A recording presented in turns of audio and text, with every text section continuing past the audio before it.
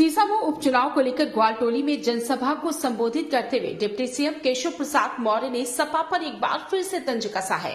अखिलेश यादव की जनसभा में खाली कुर्सियों को लेकर कहा कि वहां कुर्सियां खाली पड़ गई, लेकिन यहां पर कुर्सियां ही कम पड़ गई हैं। उन्होंने कहा कि सीसामऊ सीट पर गुंडे को टिकट ना देते तो यहां उपचुनाव नहीं कराना पड़ता। 22 वाला मौका 24 में फिर मिला है, पूरी तरह से बदला लेना है। डिप्टी सीएम ने कहा कि लखनऊ तक चर्चा है कि सपा की लुटिया डूबने जा रही है। सपा की साइकिल को पंचर कर जनता उसे सैफई के गैराज में भेजना चाहती है। सपा मुखिया पर हमला बोलते हुए उन्होंने कहा कि सारे अपराधी गुंडों के मुखिया अखिलेश यादव हैं।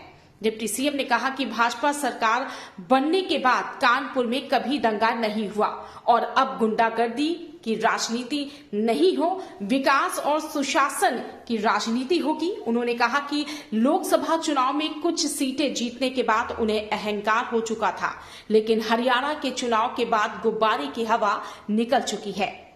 उन्होंने ये भी कहा कि 2047 तक अखिलेश यादव मुख्यमंत्री नहीं बनने जा रहे हैं। सपा की नैया को डुबोने का यही समय है। डिप्टी सीएम ने कहा कि महाराष्ट्र और झारखंड में भी हमारी सरकार बनने जा रही है।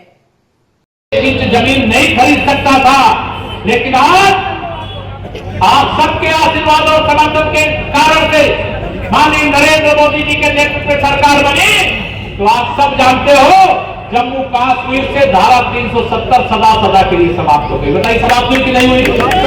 जो कहा वो किया कि नहीं किया? मैं लंबी बातें नहीं करूंगा, लंबा भाषण आपने सुना होगा, शायद यात्रा भी।